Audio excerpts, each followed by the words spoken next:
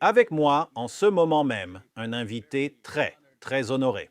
Père Zacharie Botros, vous avez été appelé l'ennemi public de l'islam, le numéro un. Il y a 60 millions de dollars d'Al-Qaïda contre vous. Pour ceux qui ne le savent pas, Père Zacharie était celui qui est venu avant nous tous, n'est-ce pas? Aujourd'hui, nous avons beaucoup de gens qui critiquent avec véhémence les fondations de l'islam en allant à travers le Coran, en passant par la vie et les enseignements de Mohammed.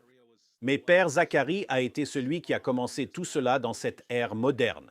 Et c'est pourquoi un groupe comme Al-Qaïda le veut mort. Il sait beaucoup plus que je ne sais sur le sujet de l'islam, car il a accès à des sources auxquelles je n'ai pas accès. Et donc cela va être incroyable. La bonne question pour commencer est comment vous vous êtes intéressé au sujet de l'islam. Parce que la plupart des gens autour du monde ne passent pas beaucoup de temps à critiquer Muhammad et le Coran. Et certainement pas beaucoup d'évêques orthodoxes ou catholiques font cela. Et donc, comment vous êtes-vous intéressé à ce sujet? Tout d'abord, je veux clarifier que mon travail n'est pas d'attaquer l'islam. Mon intention ultime est de prêcher l'évangile aux musulmans. Lorsque je parle de l'islam, de Muhammad et du Coran, c'est pour exposer qu'ils viennent de Satan, dans le but de sauver les musulmans. C'est pourquoi je leur parle également de Jésus-Christ pour le salut. Alors comment je me suis intéressé à eux? En fait, ce fut un appel de Dieu. Il m'envoyait de nombreux musulmans quand j'étais en Égypte, qui me défiaient, me reprochant et m'accusant d'être un infidèle, puisque je suis chrétien. Ils se moquaient de ma foi, de la doctrine de la Trinité, l'incarnation, la crucifixion et bien d'autres choses. Lorsque j'étais en train de préparer une réponse sur ces choses, Dieu m'a dit que ce n'est pas le problème. Le principal problème que je veux que tu saches, c'est qu'ils sont trompés par Muhammad, qui a été trompé par Satan, et ils périront tous. Mais toi qui es mon serviteur, tu dois leur prêcher pour qu'ils soient sauvés. Dieu m'a guidé pour prêcher aux musulmans. Je devrais donc suivre une stratégie. Premièrement, révéler et leur montrer notre véritable croyance au Dieu de la Trinité. L'incarnation de Dieu par Jésus-Christ, la rédemption par la croix et la Bible en tant que la parole de Dieu. Deuxièmement, exposer la fausse croyance en Muhammad, le Coran, les hadiths, qui sont les propos de Muhammad, de Gabriel, qu'ils appellent Jibril, et le Allah de Muhammad, qui n'est pas Dieu. Cet Allah, c'est quelque chose d'autre. Troisièmement, leur présenter l'évangile biblique, la création, le péché, la rédemption, et accepter Jésus-Christ dans notre cœur par la foi pour nous sauver, nous renouveler et nous donner une nouvelle naissance pour devenir des vrais chrétiens. C'est donc un appel de Dieu.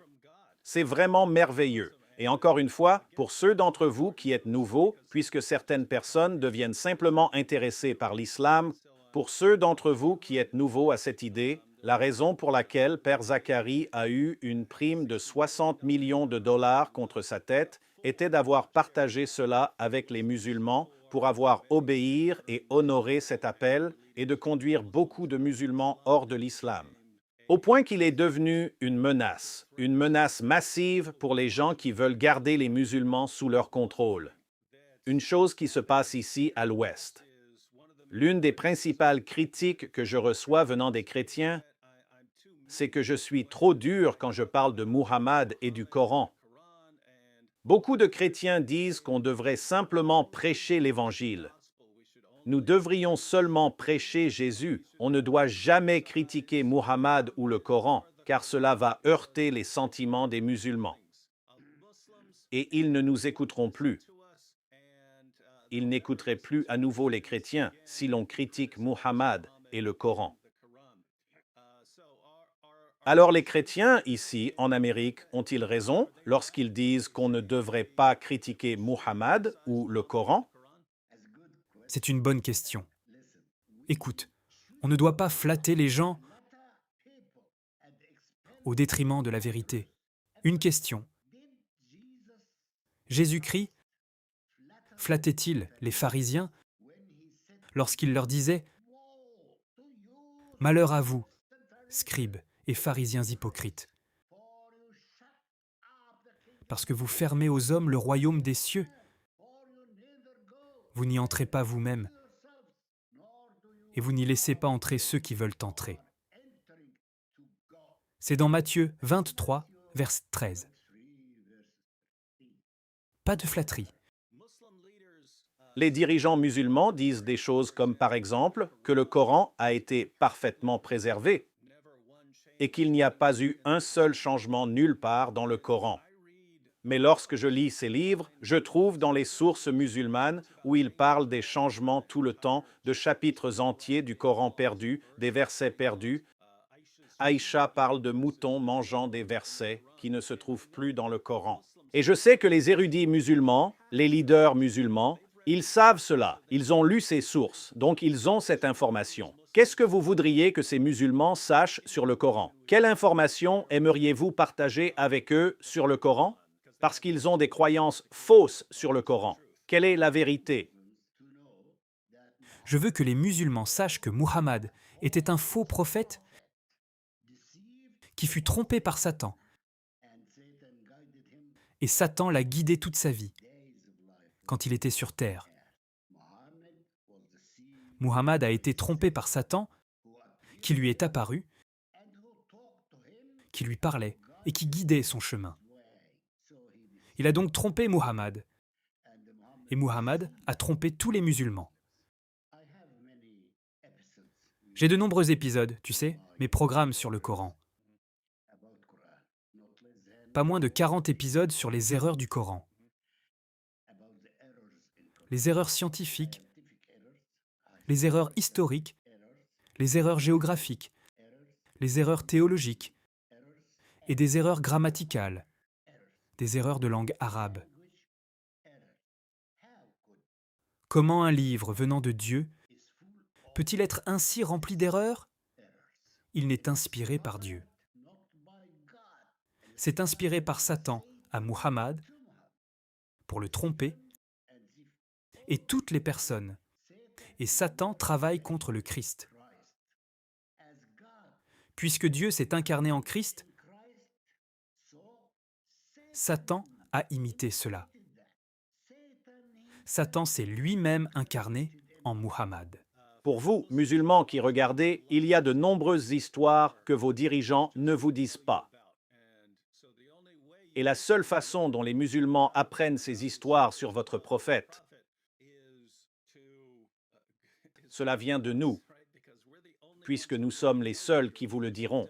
Vos leaders ne vous le diront pas, les politiciens ne vous le diront pas, personne ne vous dira ce qui se trouve dans vos sources actuelles, et puisque vous ne lisez pas, nous sommes donc les seules personnes.